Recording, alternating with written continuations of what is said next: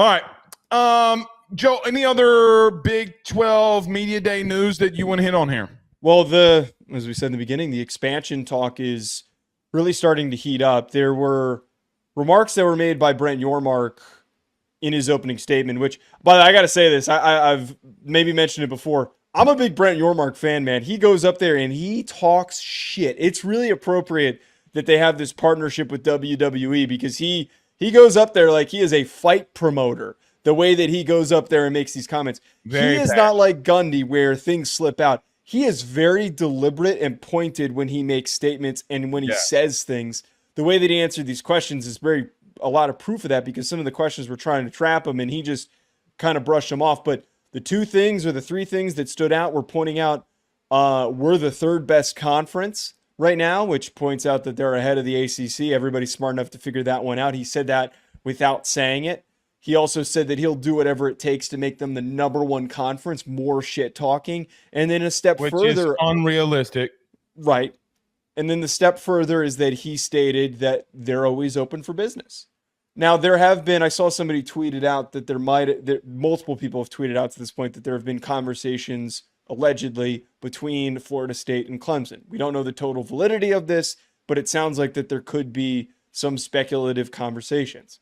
I think it's really not worth it for Florida State and Clemson. That's the most succinct way to put it.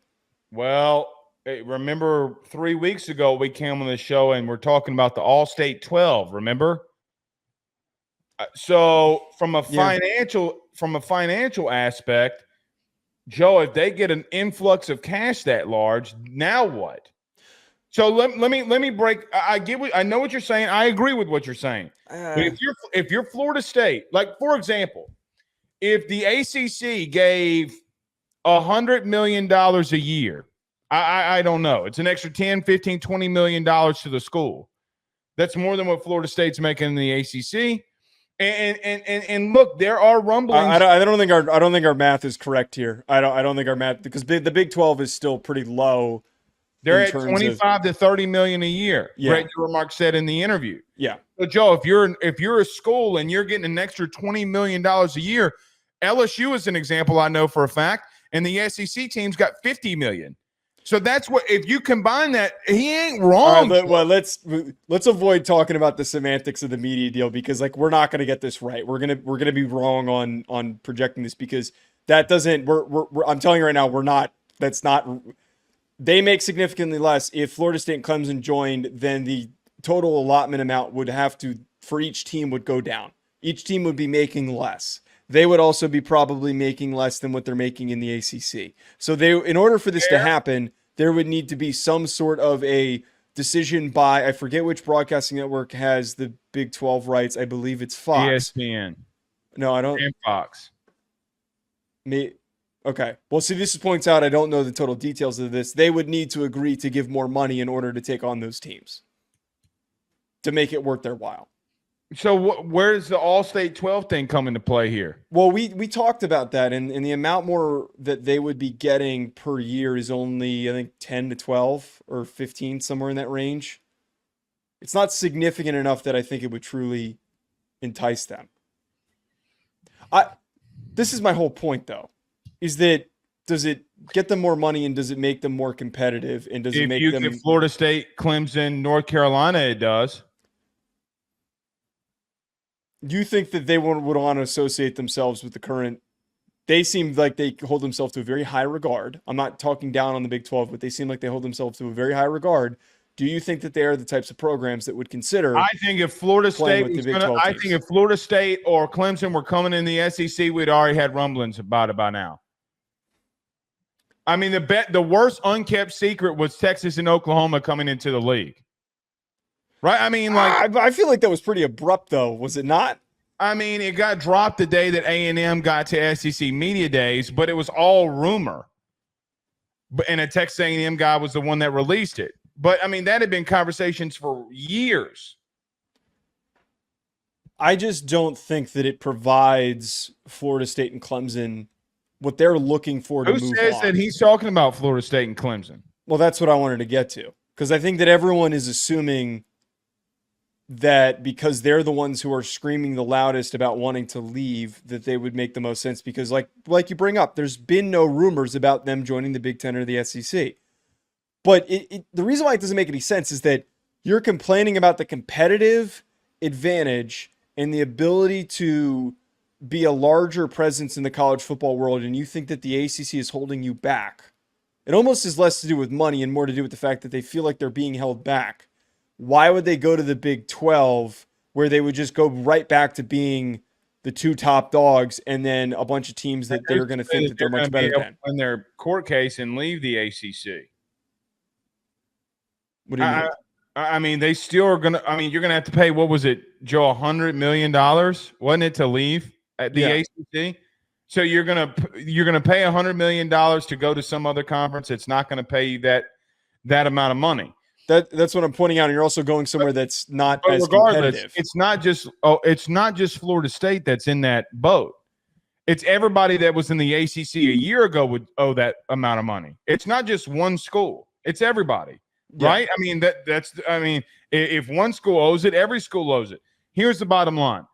I think Brent Yormark has talked to schools. There's no way that Brent Yormark runs out there today and starts talking about that if he's not moving behind the scenes and doing things. Yes. We don't know what's on the surface, but alluding to the All-State 12, Joe, he's hinting at something. Regardless of what we think Blake, the semantics of that don't work. Okay, well, the semantics might not.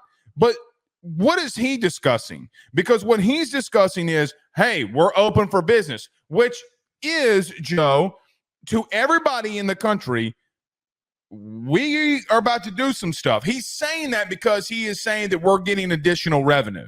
And I think that he feels confident that they're getting additional revenue. Regardless if it's the All-State 12, Rudy Poo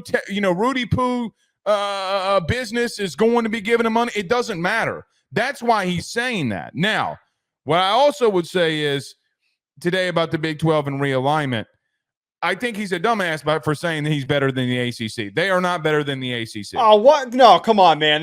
They are not better than the ACC. They are better than the ACC. You got 3 ACC playoff teams in football, and you're going to sit here and tell me that they're better. That was before realignment. I think there's pretty good proof before realignment. Florida State and Miami have been in the ACC.